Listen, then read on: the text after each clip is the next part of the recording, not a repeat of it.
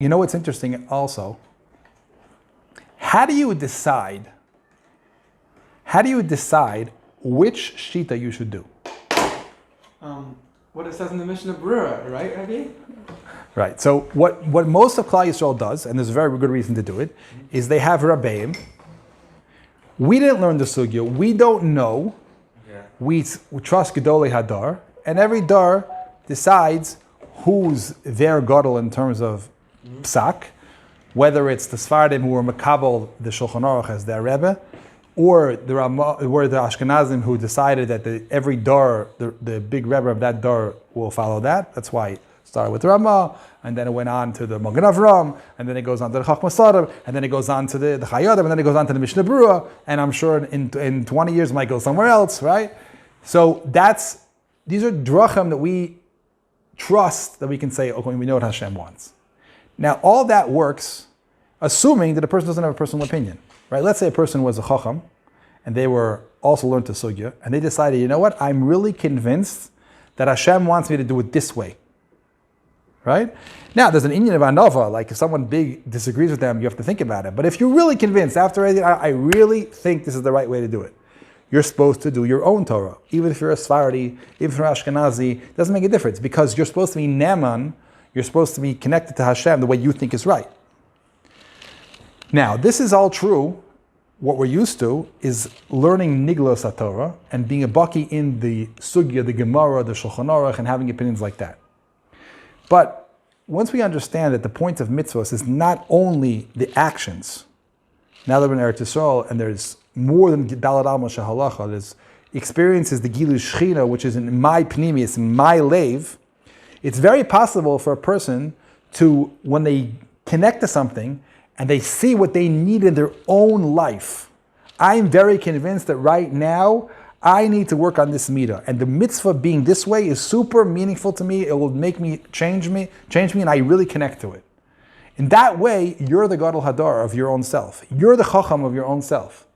And if there's two legitimate shitos, two shitos that are equal in halacha, the fact that you choose one you connect to, in my opinion, is the same way as you being a baki in the sugya and the niglas HaTorah, and deciding that this is the right way to serve Hashem. For me, in my pnimius, in my situation, I know better than anybody else in the whole world. I know better than the Shulchan Aruch about my pnimius.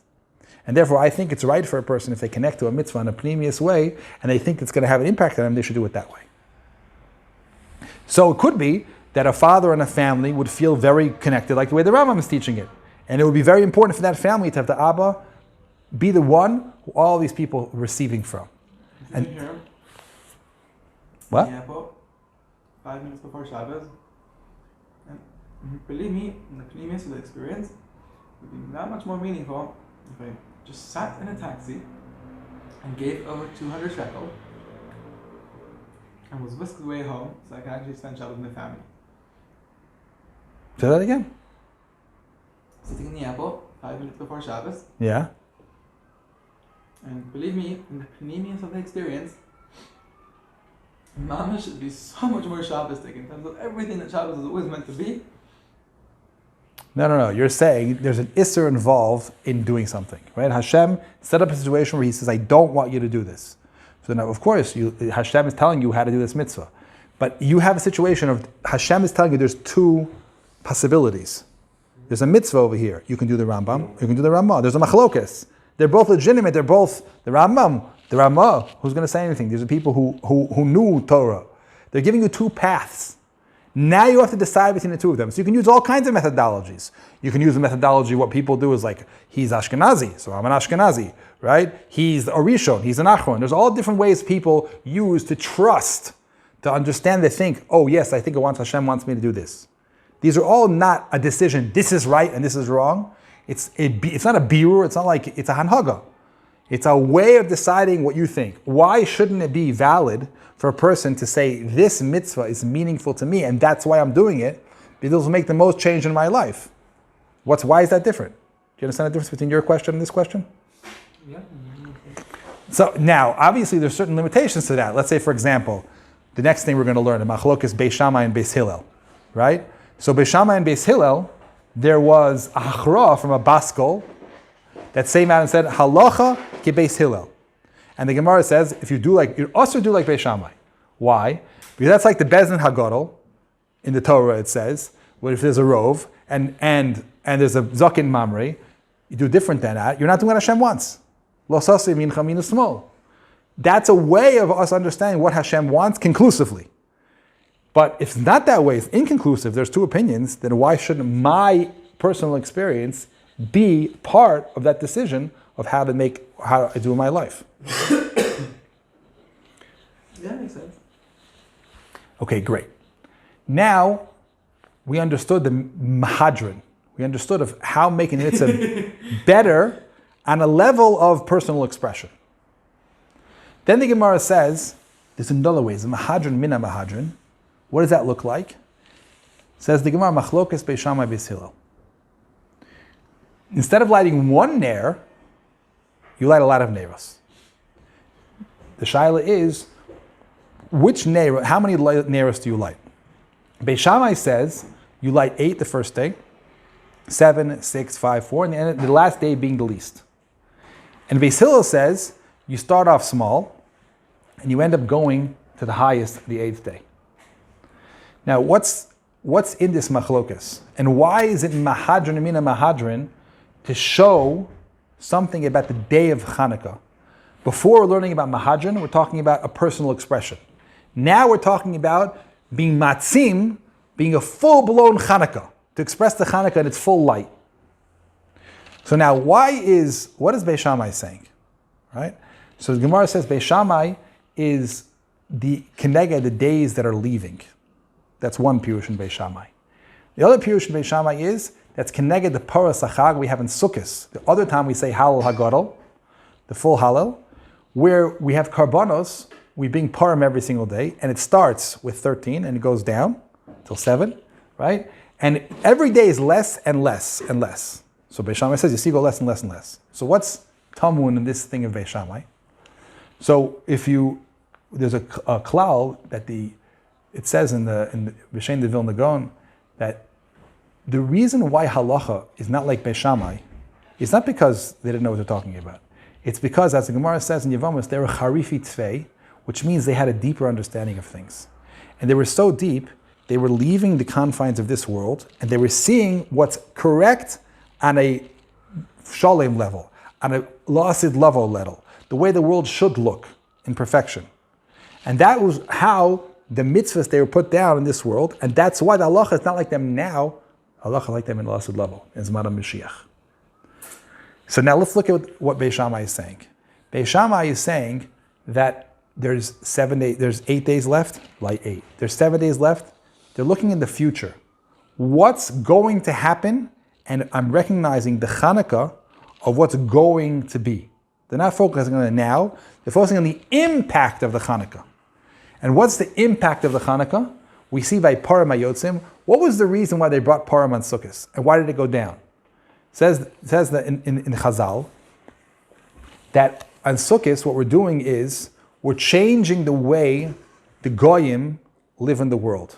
By bringing karbanos, we're uplifting them and connecting them, not that they have our own private malchus, which is against Hashem, but including them in the malchus of Hashem, helping the malchus of Hashem run in the world. Like that's the job of the Goyim, right? The Jews, our job is to be kohanim, to know what the Ratzon Hashem is, like the CEO of the company.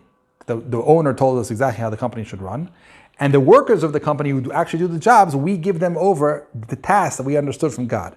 So we have a certain mitzvahs to do in the world, the Ratzon Hashem, and the Goyim help us do those mitzvahs. Like we learned, it's some shita that even the Goyim are supposed to make tzitzis for you, right?